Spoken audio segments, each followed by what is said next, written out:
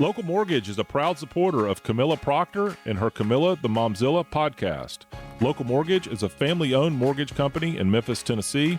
Our family knows how important a home can be to your family. When it comes time to buying your first home, or if your family size has outgrown your current house, we have the experience and expertise to help you. On top of 50 years of combined experience, we also offer rates that are consistently below the national average, helping to make your new home more affordable. You can see current rates, calculate payments, and learn all about home buying at localmortgage.com. When you are ready, we are here. Local Mortgage is an equal opportunity lender licensed in Tennessee, Mississippi, Georgia, Florida, and Colorado. NMLS number 1855068.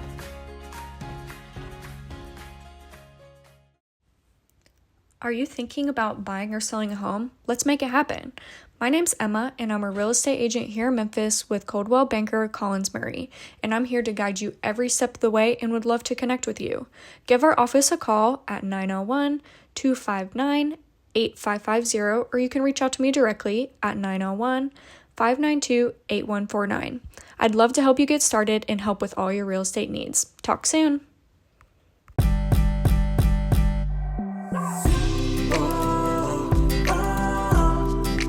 This one's for the brothers.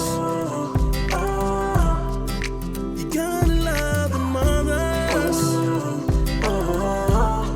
And you gotta hug the ones who bring us joy and love. It's the middle with the moms and it's your day. I said now this one's for the brothers. You gotta love the mothers. And you gotta hug the ones who bring us joy and love. It's the middle with the moms and it's your day. We were supposed to do this like a month ago, and we got the flu and the stomach bug. So it was the weirdest thing ever, and everyone was talking about this like weird pathogen that was in a Florida fog, and they were like, those are the symptoms, you've got a weird thing, or you have the bird flu. Like everyone was saying this, and I was like, okay, so we had a similar thing, and they kept saying it was probably adenovirus. Have you heard of adenovirus? is that a stomach virus? So norovirus is a stomach virus, but it was not that. We tested negative for that, and they were like, we think it's adenovirus. Because it was like kind of flu symptoms, but it was also like the stomach bug, like mixed in. That's what we had. I think that's what everybody had. Like, okay, everybody was sick at that like point. Everybody. Yeah, and that's what we had. And okay, so you got tested, so you know. We didn't get tested for adenovirus, but they were like, this is what we think it is because you're negative for everything, but you obviously have something. Yeah. And this is what's going around. It's called adenovirus. Okay. Yeah. It was That's so horrible. funny because they didn't test us for flu or norovirus, but they were just like, this is what's going around. So it's probably what you have. I'm like, damn, maybe we should have got tested, but maybe it saved us some money. Yeah, probably. But yeah, so you know exactly what we went through then. It was horrible. Well, thankfully I didn't ever get sick. Me and MK, my middle child, did not get sick, but Zach, Noah, and the baby Madison all got sick. Oh my God. How did y'all not get it? Wade didn't get it either. Wade did not get it. Weird how like some of us can get sick and some of us are fine. I don't know. It's so weird. But they were like real sick. And I'm like, I guess because he's a plumber or something, he's got a great immune system. But like we are like, I'm supplementing them every day. I'm like making sure they, eat so right. And, Wade just is kind of like, whatever. And I'm like, and you don't get sick. How does that work? Thank you for doing this again. Yeah, thank you for having me back. Amy did this with me last year, and my mental state was not ready to take on a podcast with everything I had for editing. Right there with you. I don't even know what I said. I don't even know where my head was at. I think at one point you were like, how are you like coping with all this? And I was like, I don't really know right now. Like, I feel like I just, You just had to, so you were just doing it. Yeah. I'm so glad we're like redoing it now, and then we're both in better spots. Yes. I think John Henry was in me, and I was breastfeeding like the whole time. Yeah, so it was a kind of a nightmare. He was being a little fussy. Yes. And it's so funny. Like I had done one, I guess, I don't know who it was with. And I was like, oh, he's so chill. And that's why I was like, he'll be fine now. Yeah. So no kids from now on. No, yeah. But thank you for doing it again. Of course. I want everyone to learn a lot from you and just I mean, a lot of people do not know about this, but a lot of people are going through it. And so I know people want to not feel alone in this. And so if you just want to start from the beginning. Yeah. From the beginning.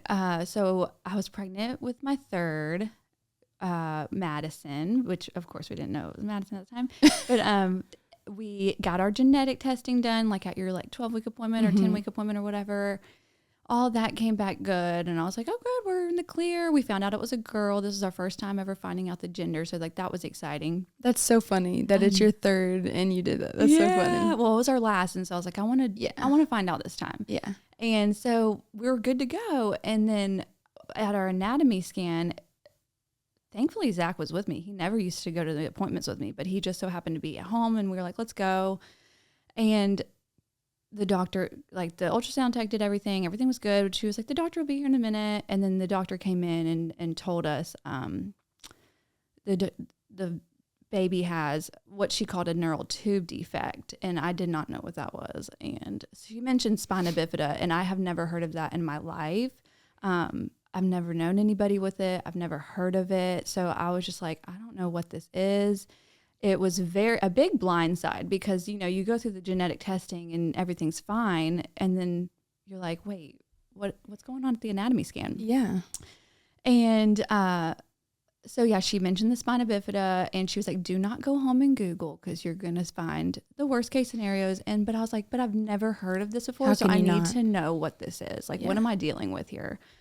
So from there, she sent us to a high risk doctor and we went and he sat us down and confirmed it. He was like, this is what she has. And there's not a cure, but there is a possibility of in utero surgery where you can have surgery while you're pregnant. They can perform surgery on her back and then put her back in the belly, close you up. And then, it's not a cure, but it might help her in the long run. And I was like, when can we go? Can I go tomorrow for the surgery? But I want a lot of information. It's a lot of information, yeah. But somebody asked me not long ago, were you scared to do that? And I'm like, no. I was praying for that surgery because it was her best shot. Back in the day, they didn't have these kinds of surgeries. So thank God for medicine.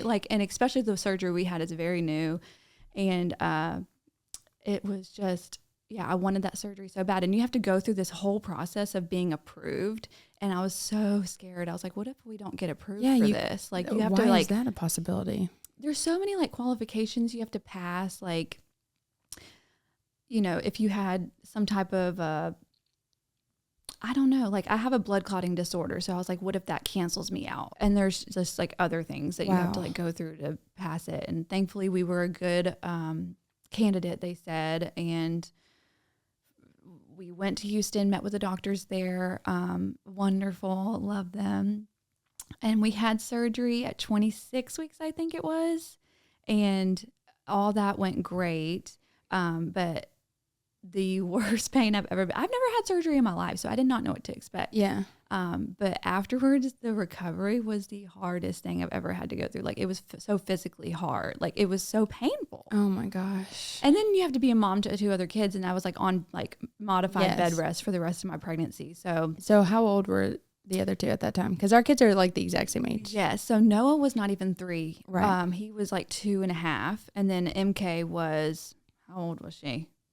She was 18 months when Madison was born, so she was younger than that. Yeah. Wow. Oh my Yeah, Lord. and so she required me to pick her up at all times. Yeah. So I had to have somebody around to help me throughout the rest of my pregnancy. You forgot to mention you had to pick up your whole life and go down to Houston. Practically live there for months. Mm-hmm. Yeah. We had sections where we for surgery we went down there for 2 to 3 weeks. Then I had to come home for a little bit. And then we went back to Houston and we were there for a little over 2 months, I think, which, at the time, seemed so hard on our family. We have to up and just move to Houston. But looking back, it's the most precious memories I've ever made.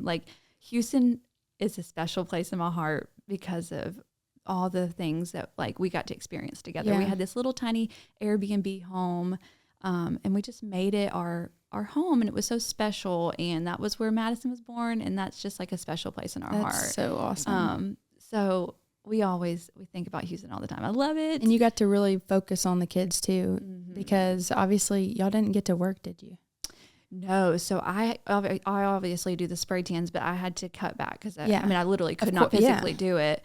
So I had to stop. And then thankfully at the time, Zach was working with my dad. And so we were very like blessed that he was able to be with us during that. That's awesome. Because if he had like his old job or his job now, like it would have been, I don't even know. We would have been able to do it. Yeah. So we were really blessed that in that time period, he was working for my dad. It was very like, he was at home a lot. So yeah, we were in Houston. We were down there by ourselves, just me, Zach, and the kids. And I was like telling my parents, I was like, I'm just starting to get worried that like, what if I go into labor and I will literally have to go to the hospital by myself because Zach will have to stay here at the Airbnb with the kids. Yeah.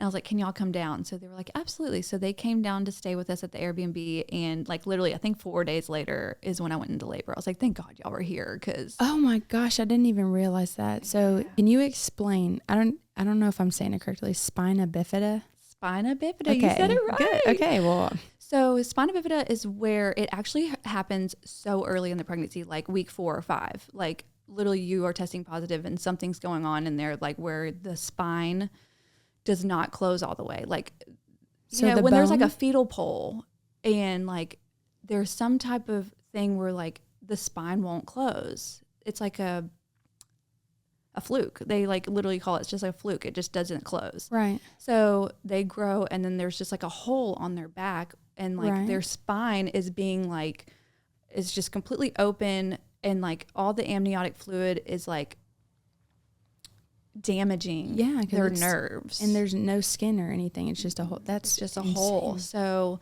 the longer they're in there and their amniotic fluid in their belly, in your belly, the more damage it happens to their spine and in their legs.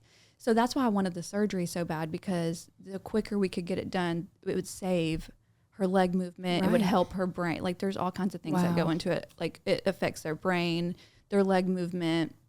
And thankfully we got the surgery and we saved her leg movement. We helped her brain not need a brain shunt. But yeah, so with the spina bifida, it's literally a hole in their back. And then so with the surgery, they go in and they literally put the surgery we had. It sounds a little bit weird. It's like a clinical trial and it's a human umbilical cord patch. So they literally cut a piece of umbilical cord and put it over their back. Wow. And sew it on. And so it closes their back. How on earth do they do that while she's in your uterus? Crazy. That's insane. No, it's literally crazy. That's amazing. So they did that and closed me back up, put her back in, and then... Oh, they took her out? So I'm a little bit confused on that. The way they used to do it, they literally would take the fetus out and put her back in, and that was like you were at risk for like so much stuff. Your baby could die, like you could go into really early labor. Yeah. But now they have figured out a way to do it fetoscopically. So they cut me open and then they take the amniotic sac out and then they go through the amniotic sac fetoscopically, if I'm saying that right. Yeah. With the tiniest little tools, and they like do the surgery on her back and then they put the amniotic sac back in and then they close up. And then, so then when she's born, her back is covered with the umbilical cord patch and it starts to heal and her skin starts to close up over it. Wow. So now she just has skin on her back. How old was she when you did the surgery? 26 weeks pregnant. Wow. Yeah. So she was a little bit. Did they make you because you found out about this? It was, I think 19 weeks is when I found out. Okay. And then we had to go to Houston to get approved, all that. And then at 26 So they got to weeks. get you, I'd say pretty quickly. Yeah, but in the time being, it was torture. I was like, sorry. Every day I was waiting on a phone call from Houston, the nurse there, because I think she like probably ended up hating me because I would call her every day, like, is there any news? Like, can we come right now? Like, I don't know. I was just being obnoxious because like in the moment you're like, I'm just dying to get this for her because like this could be a huge thing for us. But yeah, looking back, you're like, okay, that was actually pretty fast. No, and it really was. thankfully, like they're on top in of those it. terms, but as a mom Yeah. with knowing what it feels like to have a baby, and I bet you're counting down like every Yes, second. It was really painful. Like I would stay up at night, like literally spiraling. Like it was taking forever, this whole process, but we're thankful that we got it. And tell me about your delivery. So if you had it at 26 weeks and she was born 4 days later, right? Is that what you said?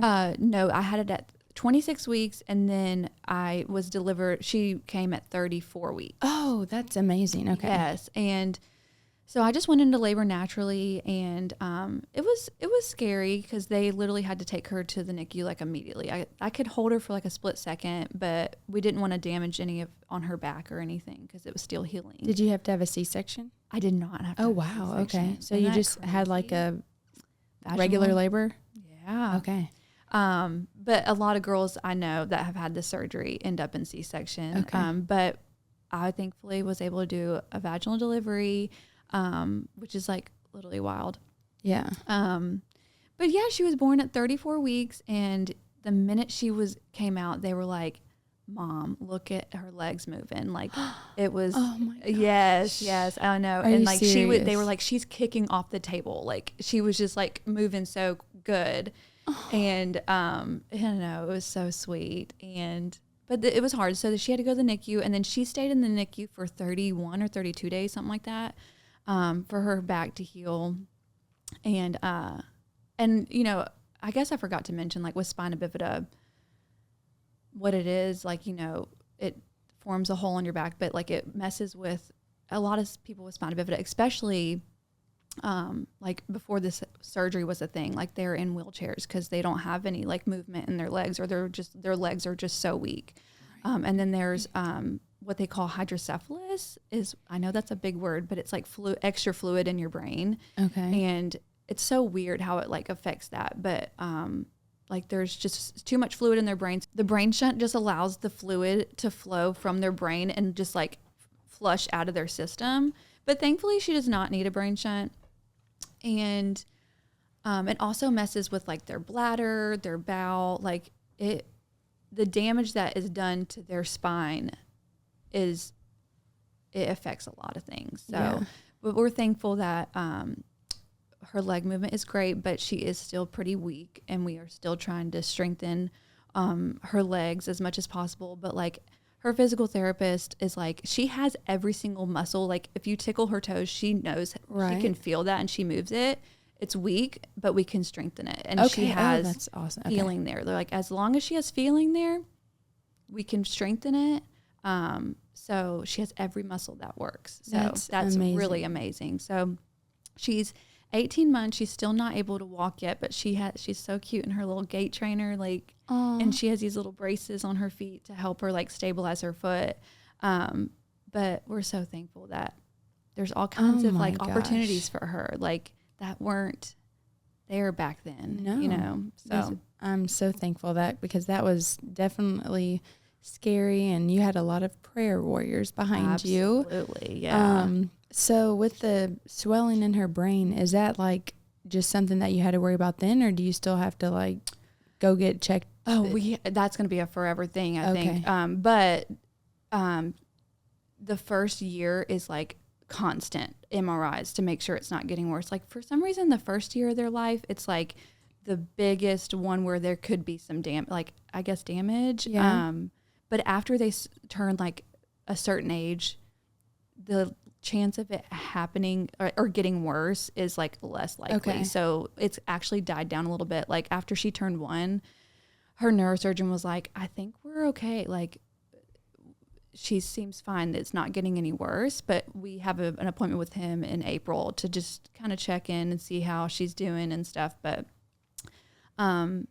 she's still like on like watch if she needs a shunt or not. But he has like kind of given us like a clear, like, I think we're okay. She doesn't seem like she's going to need one. Like, that's awesome. So yeah. But yeah, like that was, you know, when I did not know anything about spina bifida, I've learned that they will have trouble walking, but I did not know what all goes into it. Like I've never heard of hydrocephalus. I've never heard of this fluid in their brain. I've never heard of neurogenic bladders before. Like, what is that? it's where they can't like pee. They don't have control over their pee. So it's like their brain and their bladder are not communicating to each other. So it's called a neurogenic bladder. So, you know, when I heard about spina bifida, I was like, okay, so she might not be able to walk. But then you get thrown all these other things that could get affected. You're like, wait, what? Like, now this and this and this. So like the first year of her life, like I tell people, it almost killed me. Like there was just nothing but bad. Like we would go to the doctor, bad news, bad news, bad news. Like, and it was just so exhausting because, you know, thankfully she does not need a shunt, but like there was just like every doctor we went to, it was just like not the best news. And it was just like really hurting. I was like, when are we going to get good news? And now we're finally at the point where we're starting to get good news. She's on the right track. Everything's looking stable as far as her bladder and her brain. And, but it was just really hard on me. Oh my gosh. For the first year, just to like get nothing but bad news, bad news, bad news. And it was just, I'm thankful it's getting better. Yeah. And then like the doctor's appointments are like dying down a little bit. Like it was always back to back to back appointments. And now that she's after like 18 months, it's really just starting to slow down. And I'm like, okay. Like you can feel like you can breathe a little bit. Yeah. And she's getting the hang of things and she's doing really good. But I go through phases where I'm like, she's doing so good. And then I go through phases where I'm like, oh my goodness, like she's struggling or, you know, but that's any mom with any child, you know. Yeah. But that is so hard. And you have 2 other ones. Yeah. But the best thing is they are so encouraging on her, like with her.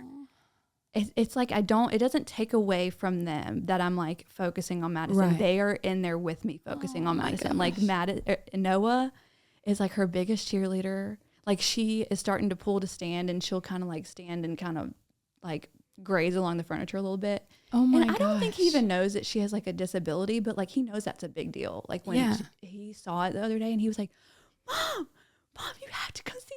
Madison is standing right now. I'm so proud of her. Like he was just going and it's just so sweet to see them be so involved in her siblings. Like in her progress. Like it's amazing watching them with her. Kids are amazing. They are. They're the sweetest little things. And when I took her pictures, like when we did that, like September, Christmas-ish. Well, like maybe like November, October, I don't know. She was so cute. They were all hilarious. It was so funny. They're crazy. It's literally my life. Like we have the same age practically, kids. And it was just so funny to see. But I tell you what, y'all are doing amazing. Y'all were like just taking in the chaos and like laughing. Well, you have to. You have to. What are you supposed to do? Because it's really crazy. Sometimes, I mean, Wade and I are definitely like just kind of starting to laugh about it most of the time. But sometimes I've struggled bad with postpartum anxiety and I have not gotten rid of it. And I guess you're postpartum forever, you know? Yeah, so, true. Yeah. I feel you there, girl. That postpartum anxiety is like nothing else. Like, oh my gosh. And what really, you had to go through, I'm sure it did not help your anxiety. Yeah, no. It's hard. Yeah. When I'm just, makes me feel silly when I'm dealing with them just being crazy and I just get anxiety or I just get overwhelmed sometimes. And what I've, told Wade, I'm like, because he gets anxiety too. Because, he's at work all day and then he comes home. And when he comes home, like, it's the time when they're psychotic. Like, it's, after school, they're starving, ready for dinner, and then they're tired. Yeah. So I'm like, if we get overwhelmed, let's just, like, step in the garage or I'll whoever's overwhelmed, step aside and, like, take a breath. Yeah.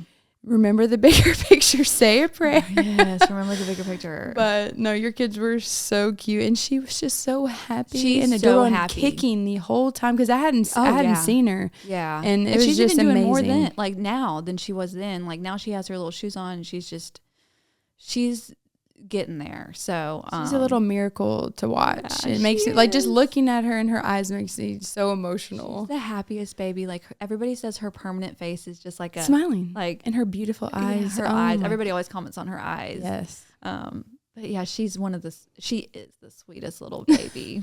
She is. Something about that third, I'm telling you. John Henry's just chill and so sweet. But so sweet. My gosh. So when you were first told about this, like, thank goodness your husband was with you.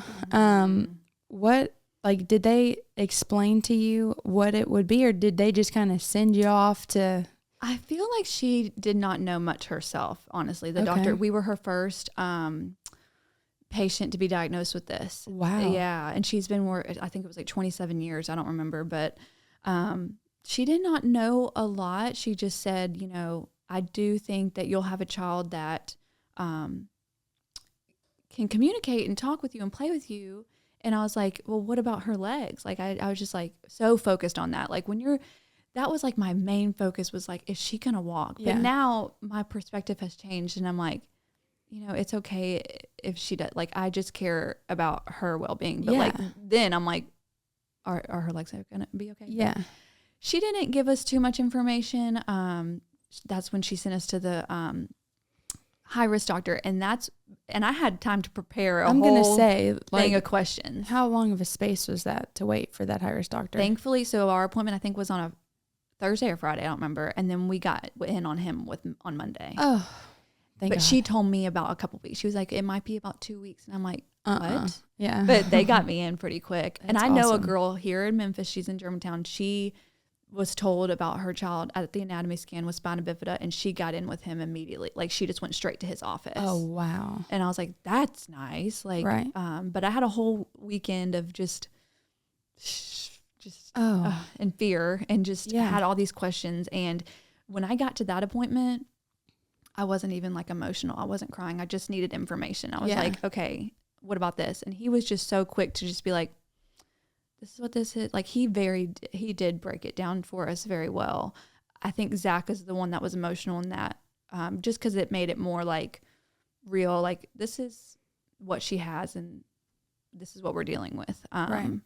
But at that point, I mean, I wouldn't say I accepted it at that point, but I just knew that there was something wrong. Now I need information. So give me all the information you got. Yeah. And when he mentioned Houston to us, and that's the thing, like, all weekend long, we were able to like research, and my mother-in-law found the hospital in Texas that was offering these surgeries and so she was like, I really think y'all should go to Houston. And then we go to meet with this doctor, and he was like, I'm going to send y'all to Houston. And I was like, this is what we want. Yeah. Yes. And that's when I was like, how soon can we go? Because I want to go right now. And he was like, hold on, I'll contact them, and then we'll start the process. But right.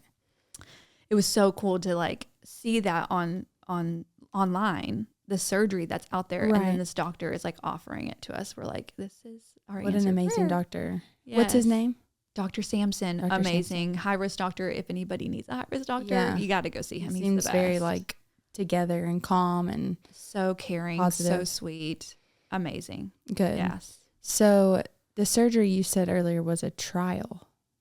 Is that what you said? It's a clinical trial right now. Okay. Yeah. So with the human umbilical cord patch, I know that sounds weird, but like awesome. It has so much like elasticity, they said. And it's like offering more mobility in the kids. I think that's what they said.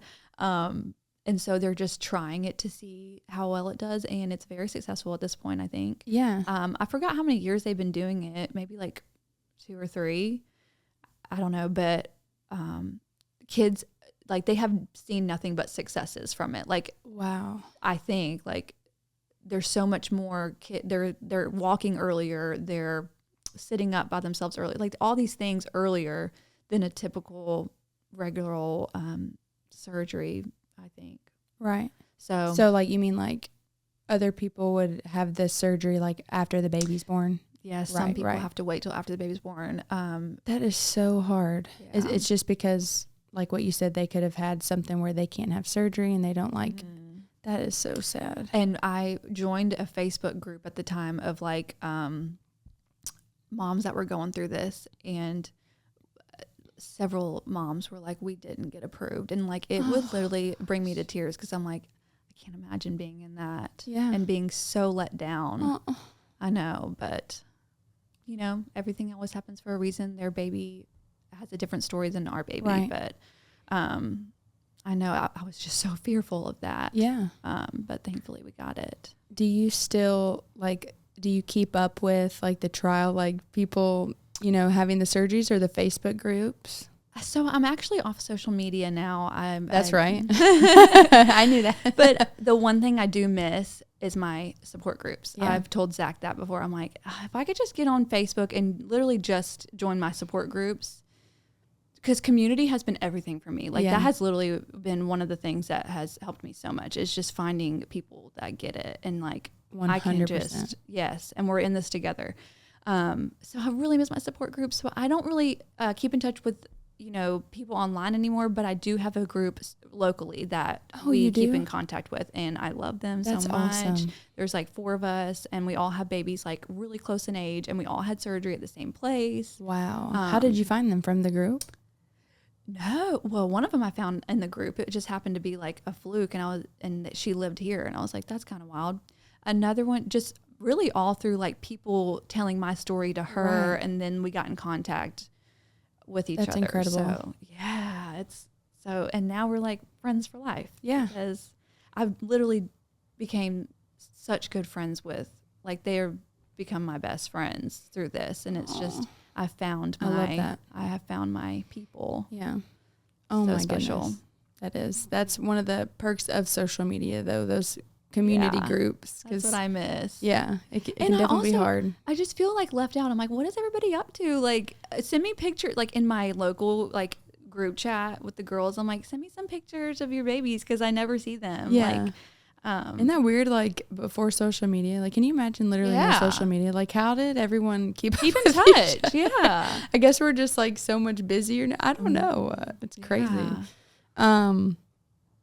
What was I going to say? I was about to ask something. I know. With being a mom, my train of thought is like so crazy. It like changes so fast. My mom brain is like far gone. Like, what is wrong with me? I literally don't. I get it. I don't remember like a lot of stuff. Yes. I can't keep up with everything. Like, and I've tried to like get a little calendar going, because I'm like, oh, we have this thing this day. And I'm like, yeah. And then, like, people always say you walk into a room, you forget something. I literally walk into a room and I'm like, what am I doing? 100%. What am I doing? Like, my brain is on go, go, go. And I'm like, I can't even think of what I just said, like, thought of 5 seconds ago. 100%. Oh, it's so okay, well, I guess I'm not the only one, so that's good. But it's like my long-term and short-term memory is bad right now. I will like put my keys somewhere and I'll be like, remember you put these here, and I'll remember saying that, but I don't remember where. That is terrible. And I'm like, oh, I'll remember that. I will, because I literally noted it, and then I'm like, wait, I said I wasn't gonna forget that. Do you sleep good? I do sleep good. Yes. Okay. Thankfully, I used to not sleep good, but okay. Do you take magnesium at night? No, but I need to. I can't go to bed. Like, you take like a supplement or like lotion? Okay. No, just like a supplement, magnesium glycinate. I think that's what it's called. And I take that every night, and I love it. I really it really calms me down. And like with our anxiety, like I need something just to like calm me down. And I don't want to like take anything, but no, like, me neither. It doesn't do anything crazy. It just like, it really just relaxes me. Way better for you than melatonin. And it's so funny that I literally, like, my daughter has a hard time sleeping, and so I rub and like massage magnesium lotion in her legs and the bottom of her feet, and I really think it's helped. Why didn't I think about that for myself? Girl, yeah. I need it. I do not sleep good. Like, my mind is constantly going, and John Henry still sleeps with us, and I've got to get him out of our bed. I love it so much, and I've probably said I got to get him out of our bed his whole life, but I do love it, and it's so fun. Like, last night, me, him, and Wade were watching the hockey game, the USA game in Canada. Did you see that? No. It was awesome, but we lost. But anyway, we're watching it, and he's in the middle, but he has his arm around me, and I'm like laying on his chest. Like, I'm like, Wade, I'm supposed to be laying on you like this, not John Henry. And he's so like rubbing my head. It's so cute. But he's still breastfeeding, and he wants to breastfeed all night. Exhausting. How do you even sleep? I really don't sleep very good. Some nights he won't do it like in a row, and I'll be like, okay, we're getting over this, and so I can sleep better, and I will sleep good. And then I get that taste of really getting a good night's sleep, and then the next night he's like, ah. And so hard. And I like don't have, I know there's still milk in there, but I don't have that much, so it is like getting painful. Oh no. Yeah, and my boobs are like just deflated. Like, if Wade comes behind me, I'm like, like, hopefully he's not like, what is that? I don't think he cares. Yeah, probably not. But anyway, like we actually started getting him in his bed. Was it Christmas? Maybe it was right after Christmas. The first night we laid him in there. I had everything all set up in his little room, in his crib, and he had his little Build-A-Bear. He slept the whole night and didn't wake up once. And I was like, no way it's going to be this easy. No way.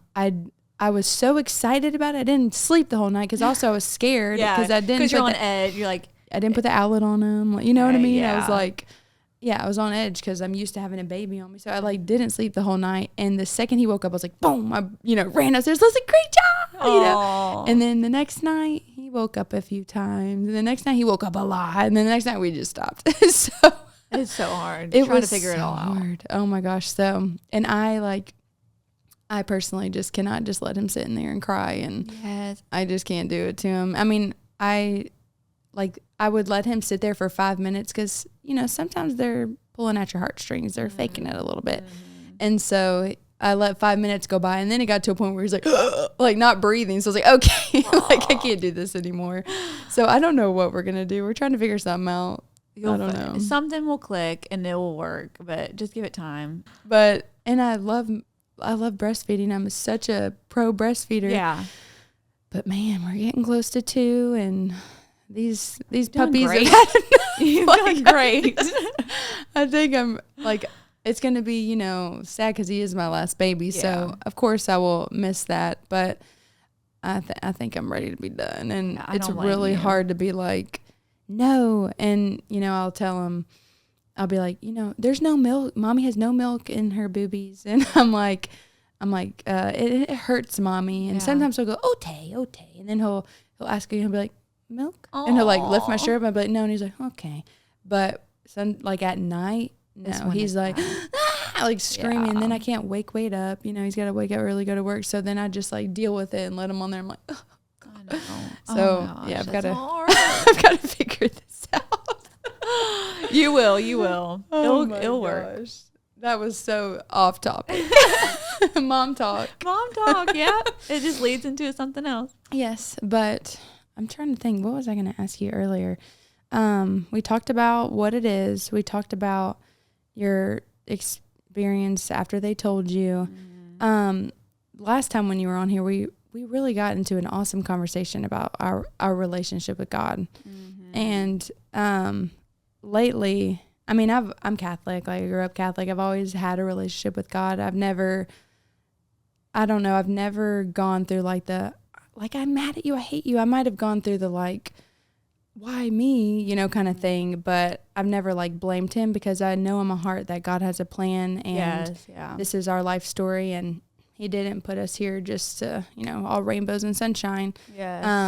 That, our souls are going to grow and through whatever we go through. Ups and downs, yeah. And so what was that like for you because this was obviously very emotional. I don't know if I was ever mad at God for this, but I was like, why is this happening to me? Yeah. Why are you choosing me to do this? And I felt like that her whole first year. I was just like, why am I having to go through this? Yeah. And it definitely brought me closer to him. I even brought my like notes from church and stuff that I've written down and my prayers because I have literally just thrown myself like to him like during this whole journey that we've been on. But one thing that really stuck with me is that Jesus, he knows our suffering. Like, he went through suffering himself. Like, he prayed in Luke 22:42, Father, if you're willing, remove this cup from me. And I felt that. Like, whenever we got this diagnosis, I was praying to God, take this cup from me. Do not let this happen to me. Why are you doing this to me? Just as Jesus felt like, please take this cup from me. So I know he's with me in my sadness. But then Jesus, I saw when I read my Bible, he goes on to say, shall I not drink the cup the Father has given me? And that verse like really stuck with me. I was like, I literally wrote it down. I wrote it down in church and I said, shall I not drink the cup the Father has given me? Help me view my circumstances the way Jesus viewed his circumstances, because I wasn't at the time looking at my circumstances like a blessing. And Jesus was the perfect example of what true obedience is. It's, you know, he didn't even though he didn't want to go through this suffering, like he wanted to save the world, but he didn't want to go through this suffering, but he did it anyway. Like, I don't want to have to go through this, but I'm going to do it for your will and to bring you glory. But what else was I going to say about that? Oh, I'm looking at it at a different perspective. Like, how can I glorify him with my circumstances that he's given me? And so what else did I write down? Oh yeah. So the first year I just struggled really bad with like, why me? And I would compare my life to everybody else. I was like, everybody else has like the perfect life. And like, I am like suffering. Yeah. And I prayed this verse over my life. It was Romans 5:3-5. Not only that, but we rejoice in our suffering, knowing that suffering produces endurance, and endurance produces character, and character produces hope. And I prayed also James 1:2-3, consider it pure joy, my brothers and sisters, when you face trials of many kinds, because you know that the testing of your faith produces perseverance. And I literally wrote down a prayer one day. This was like last summer. I was like, dear Heavenly Father, help me rejoice in my suffering. Help me view my circumstances as a blessing from you, because that's what my circumstances are. They are a blessing from him. Help me view it as a positive thing. Help me be happy about my circumstances and not compare or be jealous of others. And literally, I was reading my Bible one morning, and then I was reading Philippians 1:12. I know I'm throwing lots of scripture at you. I'm like about to cry right now. And this one stuck with me too, because it says, now I want you to know, brothers and sisters, that what has happened to me has actually served to advance the gospel. And I wrote down my prayer for this. Thank you for helping me find beauty in my suffering and my circumstances. I feel like I'm no longer upset about my circumstances, and I'm not in the self-pity stage as I was. I'm now rejoicing in it. Thank you, God, for allowing this to happen so I could shift my life and become closer to you and share more about you because of my circumstances. Please continue to give me joy so I can express it to others. And just like Philippians 1:12, now I want you to know, brothers and sisters, that what has happened to me has actually served to advance the gospel.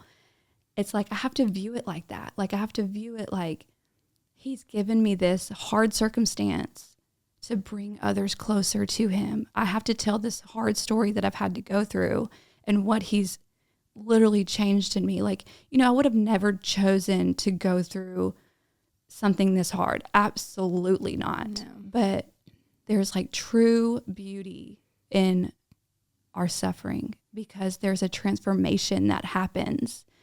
And I'm just thankful for this transformation because it literally has changed my life, my motherhood journey, our marriage, our family, my faith. It's literally has just transformed everything for me because of this hard thing I had to go through. Yeah. And I literally just had to like fall on my knees and like surrender. Yeah. Like, I can't do this. You're going to have to help me. And when I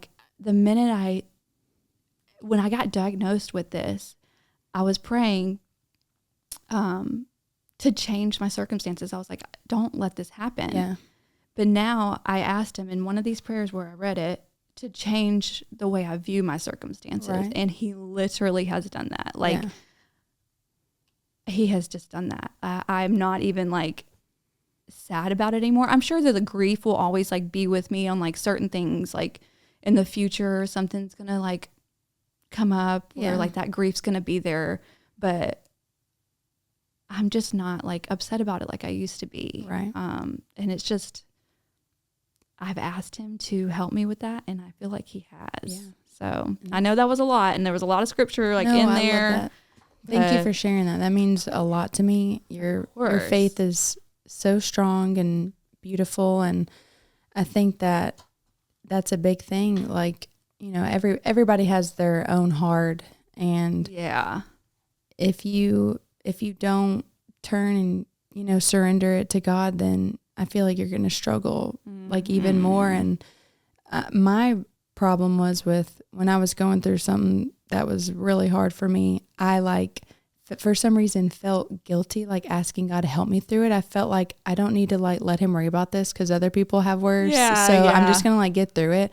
But it made it like way worse because I wasn't like praying. Like I always am praying, but I just wasn't like really praying about it because I was like, this is just it. I just got to deal with it. And now that I've gone through that and I am where I am, and I'm just on a huge like faith journey right now, and I'm like turning into a history nerd about Jesus. That's literally me too. Like I'm like, I want to learn as much as possible about him. Like, same. So I think we're right there on track with each other. That's crazy that you brought that and read, like, thank you. That means a lot to me that you shared that. Yeah. I thought about not sharing, my actual prayers, but it's like, I wanted to show the way I was truly feeling in those moments. And then where I said my prayer, a few months later where like he helped. Yeah. So I just wanted to like give people a true understanding of what I was dealing with and how I feel now. Yeah. So yeah, I know that was a little deep. No, thank you for being vulnerable. People need to hear this. It's also our job as Christians to share this. And I don't even like when people are shoving things down my throat, because it makes you feel this like pressure, and then you like just don't do it. Like when you're trying to get people who don't want to go to church, and then they feel pressure, and then, they don't want to do more or something. Yeah, that's what I'm like, not trying to pressure. Yeah. It's just like I wanted to like sharing truly the journey I've gone in and where he showed up. Yeah. And just like there's this song, it's called The Story I'll Tell. It's a Christian song. It's so good. Like the first time I heard it, it brought me to tears because it was like, the hour's dark right now. What did it say? When I look back on this moment, I'll see your hand on it and know you were here. And that's literally how I feel. Like when I look back on our diagnosis, like I literally, this sounds weird, but like I picture him there with us, like, wow, sitting with us in our like in the doctor's office with us, like sitting with us in our sadness, but like also getting excited. He's probably excited, like, this is where I'm going to, sorry, this is where I'm going to change your life. Like, and I'm going to cry just looking at you. Sorry. But I see his hand on that moment, even though that was the worst moment and the hardest moment of my life. It all makes sense now. Yeah. He has done this to me to help others. Yeah. And so. And look at your beautiful daughter. Yeah, that you get to have, I know, and she's such a blessing that I get to raise her and to teach her, and it really, having her transformed our family. Like it has brought me closer to Christ. It's making me teach my kids more about Christ. We are just a better unit. Like it just, she's a blessing that I get to like teach my kids about Jesus and everything. I don't even know what I'm trying to say. No, I understand what you're saying because when like y'all could have just fallen apart. Yes. Y'all, and like losing a child or having a sick child is so hard on a marriage. Mm-hmm. My mom shared on her episode that she had a stillbirth and she had already had me and my brother. Uh-huh. And, they were told like, losing a child, like, a lot of people get divorced from that. So y'all stick together. So they immediately, go to counseling and are a part of like a church group, and they immediately cling to their faith. And my parents, I'm so blessed. They have like the strongest marriage ever. And obviously they have their things, but it's funny, but they're just so strong, and they literally, had to bury a child, and look at their marriage, and they turned to their faith.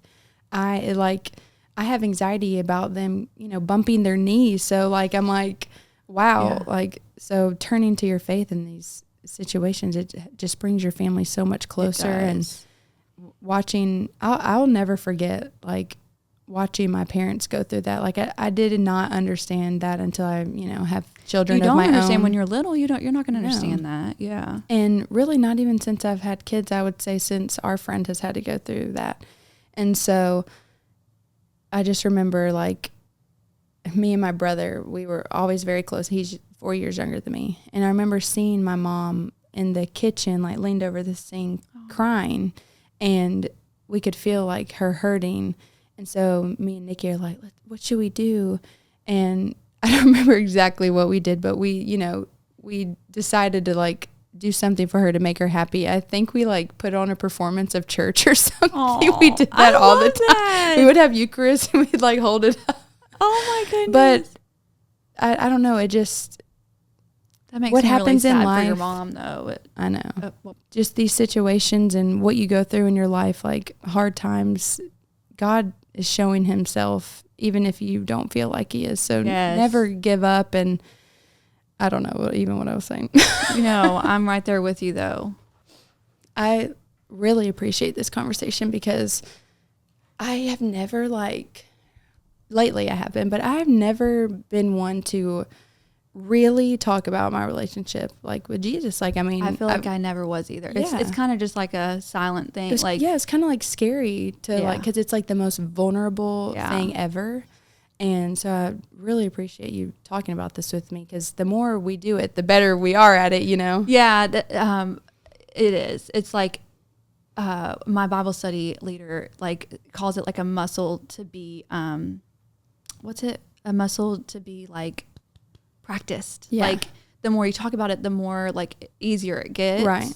But yeah, I'm the same way. Like, I used to always just kind of be hush hush about it. Mm-hmm.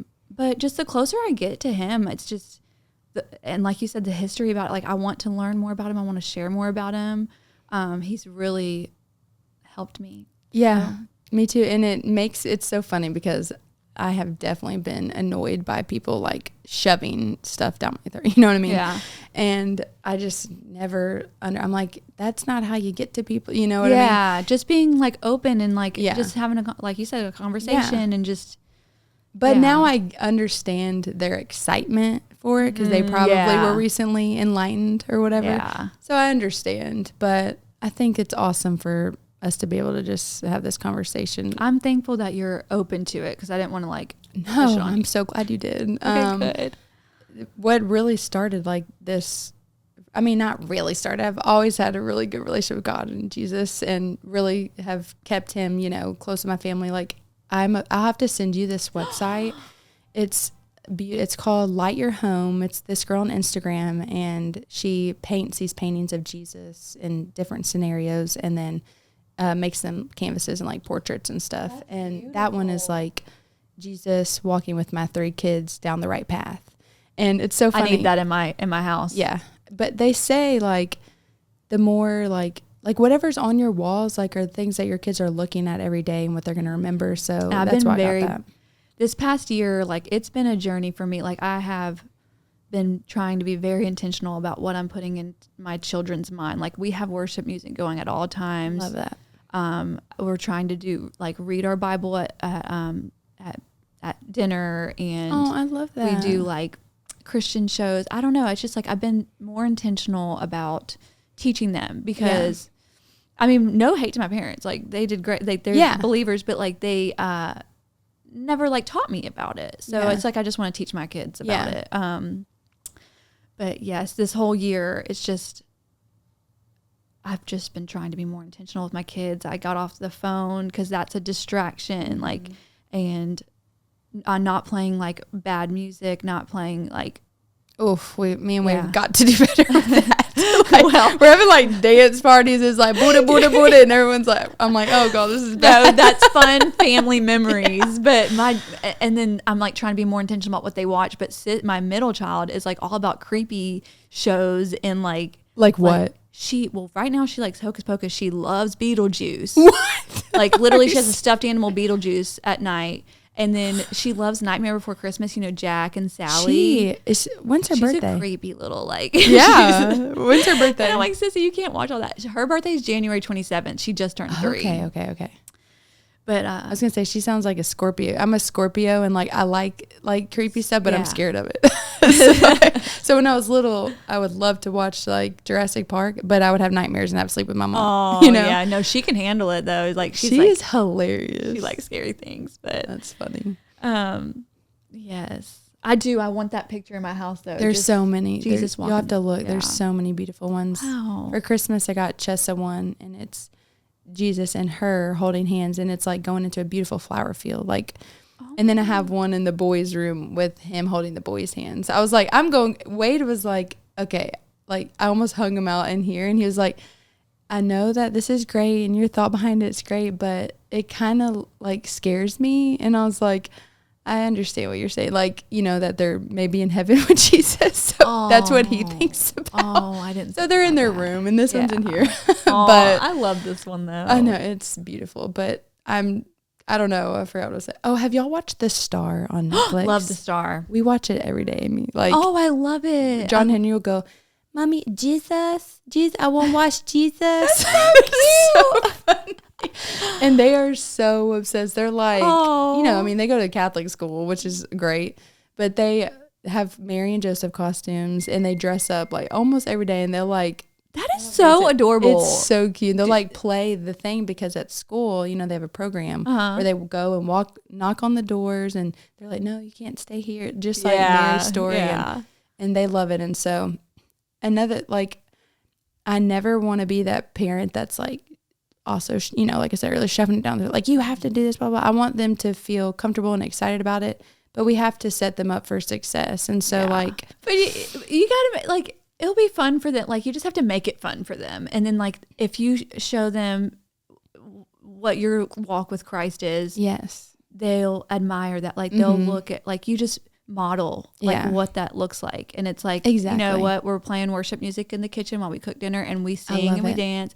And like, I just want them to view their relationship with Christ as a true blessing. Like, and it can be fun. It can be like happy. Like, it doesn't have to be this like forceful thing. Exactly.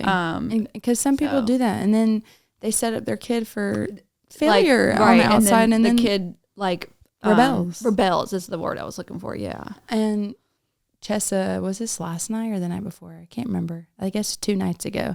She like cut her foot on something, and she's like sitting in her bed like crying. And Raylan, we put his bed on her trundle bed so that they could sleep together, so they would stop coming to our room every night. They seem like they get along. My kids don't get along. No, they're best friends, but they are fight to the death. But Chessa's like, and me and Wade are looking at the camera like, is she faking it? Blah, blah, blah. And Raylan goes, if you pray to God, he will help you. Oh, I was like, oh my, I almost started crying, and Wade's like laughing. He was like, no way, he just said that. I was like, that is awesome. I want them to feel like they can have a relationship with God, you know, like, and prayer is huge. Like, don't you love hearing like something like that from your child? You're like, oh yes, you're like, so something. Sweet. Yeah. And it's funny because I feel like Raylan is shyer about it. So he doesn't really want to show me all his goodness all the time. Yeah. And I know it's there because he won't know I'm listening, and I'm here. He said that. Oh, it was just so precious. He like gets embarrassed by how sweet he is inside. I don't understand why, but at least it's there. Yes. But a couple weeks ago, we went to church. Oh yeah, I already did that. We went to church, and I went by myself, and Wade was sick, and I took all the kids by myself. I cannot do it, but that's great that you did that. That's amazing. Yeah, I've done it quite a few times now. I can't force myself to go by myself and get the kids. It's like, told myself after. Well, I'll get to that in a minute. So we go to church, and we're sitting in the back, and you know, we're never gonna make it through church. Like with the 3 kids, I know I go into that knowing that's not gonna happen.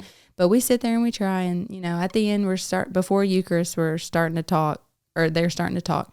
So I moved to the back, and we're standing next, and behind us is a giant, you know, cross with Jesus dying on it. And that can be very traumatic for a kid, you know. Yeah. And so all 3 of them, I'm holding John Henry, and all 3 of them are like this, staring at me, because we're right by, and I was like, oof, maybe I should have moved somewhere else. But, and I've explained it to them, you know, that Jesus died for our sins, but I haven't been like, you know, Jesus was brutally murdered. You know? Yeah, like you have. Yeah. So they look at him, and Raylan sees the blood, and he was like, why is he bleeding? And I was like, oh, like when you don't, like being a parent is so hard. Like before I had kids, I'm like, I'm going to know all the Yeah. answers. You still don't know all the answers or Being how to a say it mom. correctly, you know? So I just was like, very quickly, I was like, Jesus died for us. I was like, very bad people hurt him. And so he's bleeding. And I said, but he's okay now. And they're just still looking at him.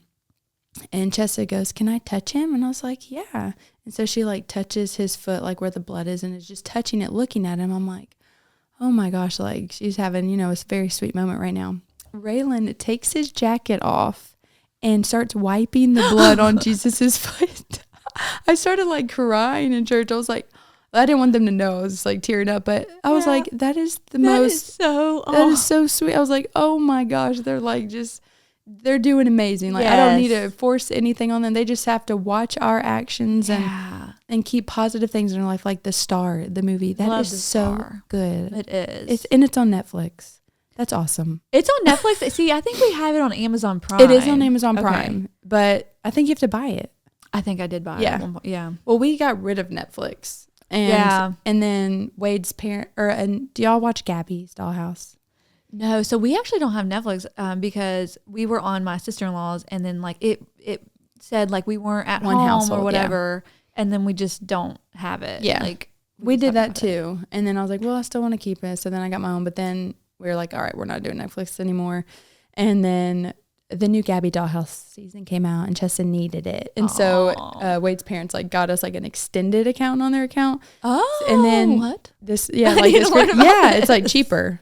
And so we watch The Star like every day. So just keeping positive things in their lives and making sure they're watching the right stuff. I've always watched the movies, people, because I've like watched some movies and been like, what? Yeah. You know what I mean? See, I need to be better about that because I'm like, just watch your TV show. Like, you're fine. And, you know, it's not always a Christian show I have on because sometimes they pitch a fit. They want to watch PJ Masks or whatever. Yeah. And then Noah watches some weird stuff too. So I'm like, I need to be better about what y'all are watching.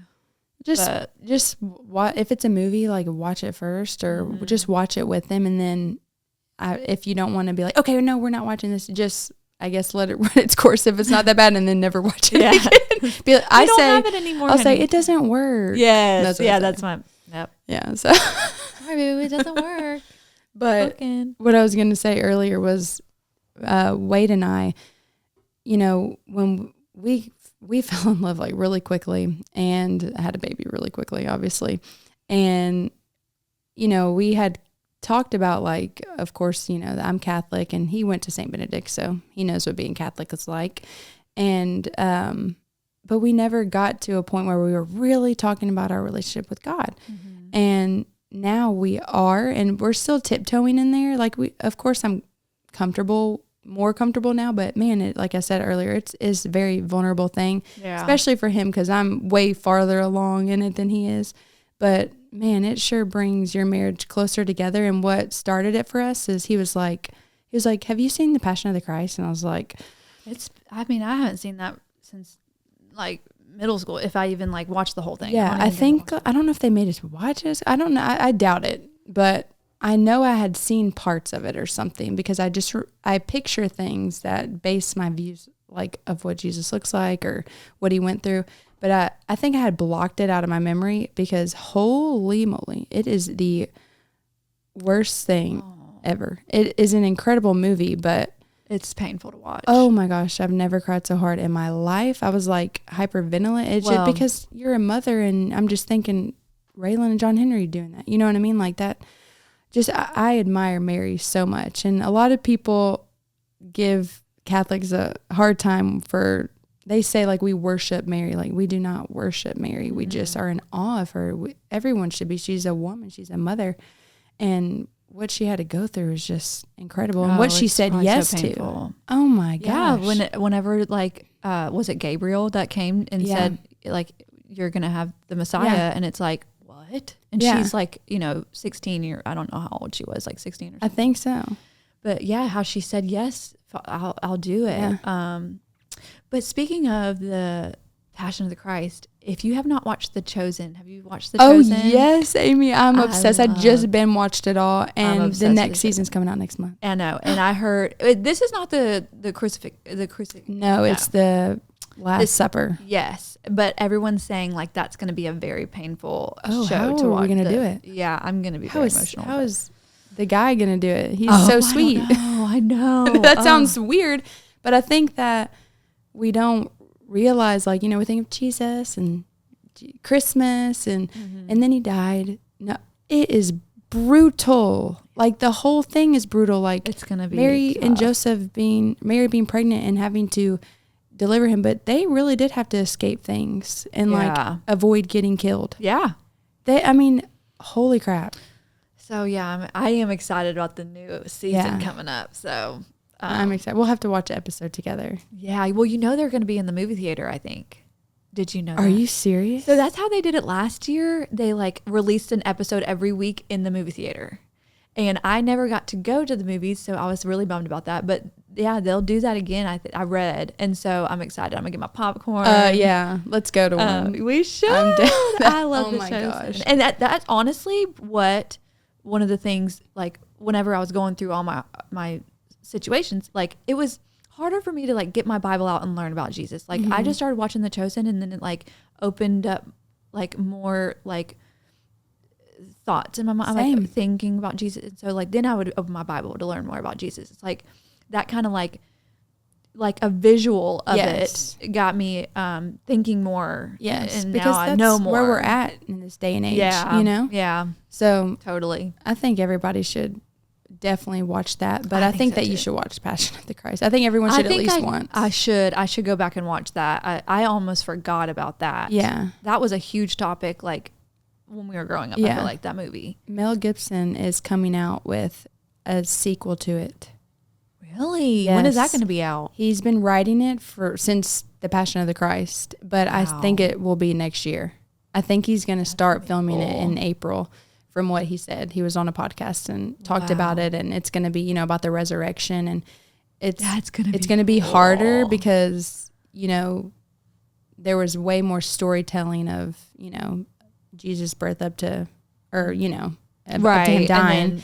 But he's going to have to make it a visual of him going to heaven and coming back. Hard. So it's going to be really intense, and I'm very excited for that. I am. And he's going to use the excited. same actors, but like use AI to make him look younger.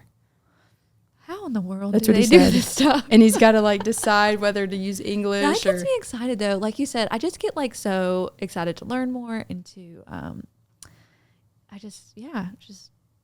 I'm so excited for that. Me too. Well, sorry that we went off on a whole tangent about it. I'm excited about that. Yes. Thank you for sharing your story. It's very personal and vulnerable, and I know that it's hard, and you're going to really help a lot of people, and just I hope.